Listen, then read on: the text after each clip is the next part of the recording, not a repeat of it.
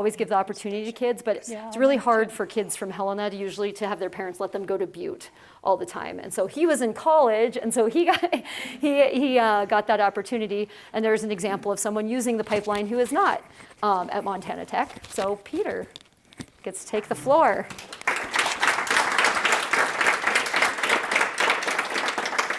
Thank you very much.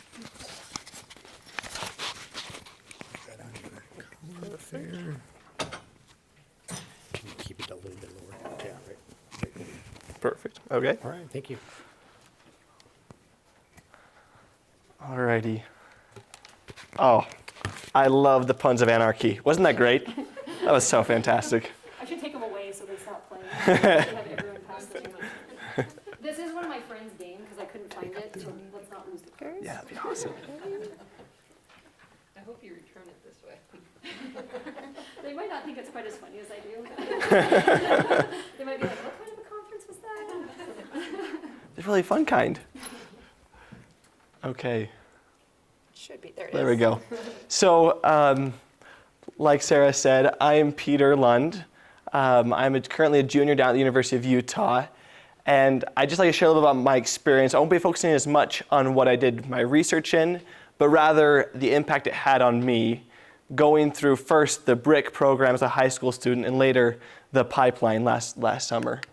And so to start, Mrs. Urban was kind enough to show a picture of me with my glorious, luscious locks. In high school, I wanted to be a Beatle. I don't know what I was thinking, but clearly I was thinking something. And I was your typical high school kid. You know them, as many of you are teachers. I loved science, loved spending time outside, and really liked to learn new things. And so I attacked school with a passion, and particularly when it came to math and science, that's where I really found something that I was passionate about. And so in high school, I had many opportunities, and one of that was to participate in the BRIC program.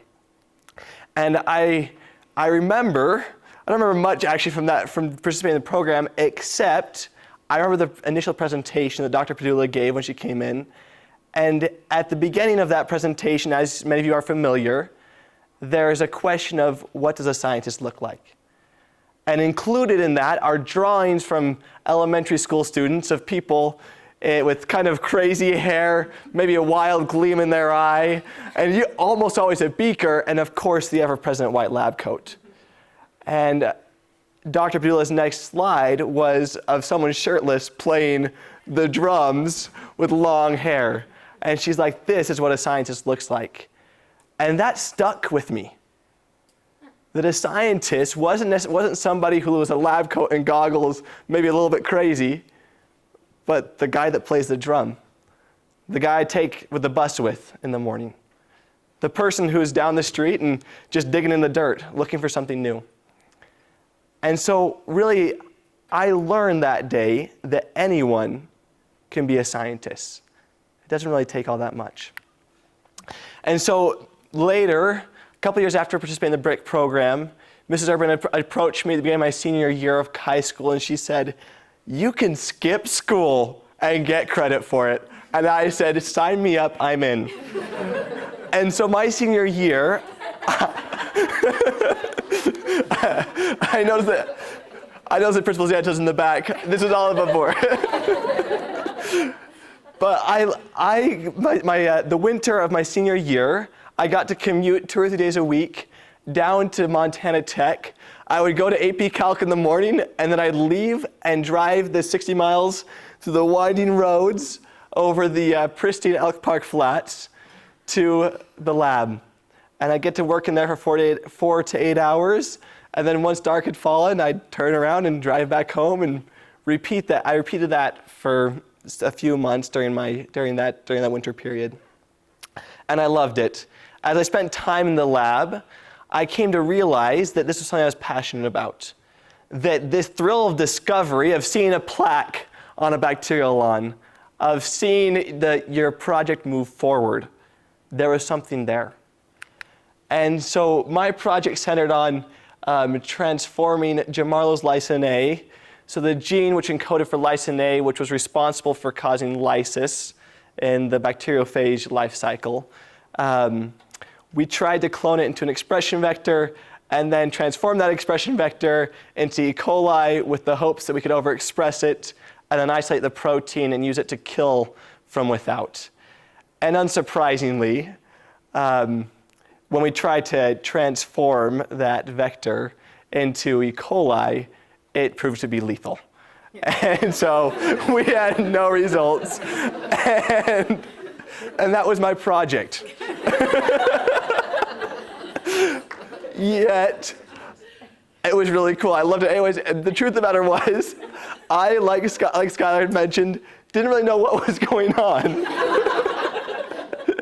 And I was just happy I had done science.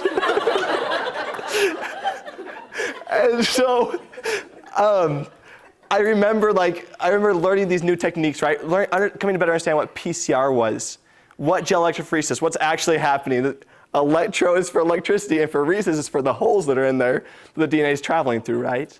And I remember starting to learn not just how to do these things, but why we do them and the science behind them. And that was really cool to me. And I spent many long hours in that lab, but I really, really enjoyed it. And I'm grateful to Hannah, who was in the lab at that time, and for Dr. Padula, who both were instrumental in helping me to understand how to read protocols, because I too struggled to read the PhD jargon.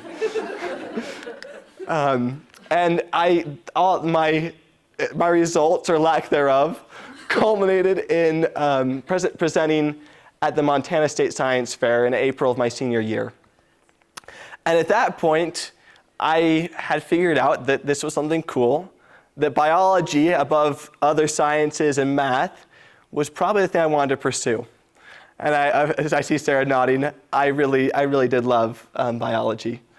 And so at this point, even though I hadn't really had a successful, or the result I'd hoped for from this project, I was successful because I discovered a love for science. And this led to me starting at the University of Utah and in a degree at biology. And currently I'm a junior and on that pathway close to being done and excited for that day. But also I'm looking forward to be able to become a mentor like the ones who I've had. And I look around this room and I see many people who have taught me.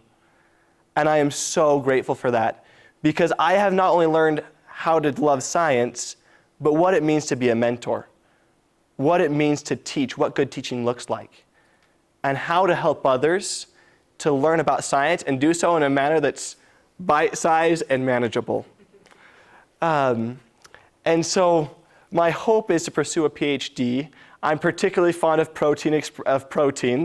That lysine A didn't get me down. In fact, it birthed the love of protein structure and the biochemistry of enzymatic interactions that's led to what I'm currently doing. I'm in a lab studying a serine receptor in the Escherichia coli that's associated with chemotaxis, and doing various residue modifications with that to better determine conformational states and how that interacts with the rest of the cell signaling pathway.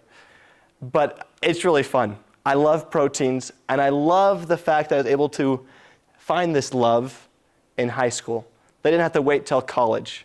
They didn't have to wait till some other time, but they had the opportunity in high school to discover this amazing thing. And as Sarah also mentioned, I had the opportunity to come back last summer to Montana Tech, and I got to work on not one but two phages. I got to characterize a macrobacteriophage tinger and submit it for sequencing, and then Kate had started the genome annotation of DACA, and I was able to finish that. And that was awesome. And I am just so grateful for the opportunity to be able to stand on the shoulders of giants like yourselves and be able to build and be one of those students who is in your classrooms and who can turn around and tell you guys, thank you, because I want to be like you someday, and I'm on my way to getting there. So, like I said at the beginning, I came away from this experience knowing that anyone can be a scientist. And now it's my life goal to be able to turn around and tell everyone I can that they can be scientists too. Thank you.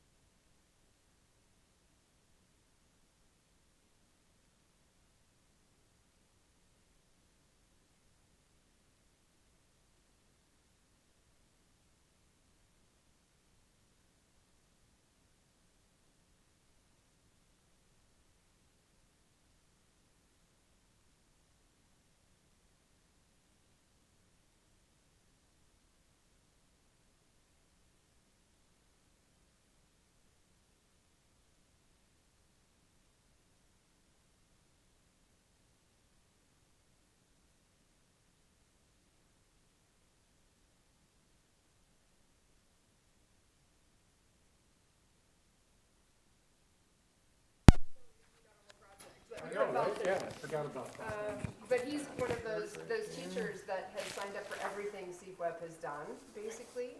And then he transitioned into our Montana partnership with Regions for Excellence in STEM, which was called MPress, and was one of our teacher leaders in that project. And then took on the Phages. I always call Rob, "Hey, you want to do this next one? You want to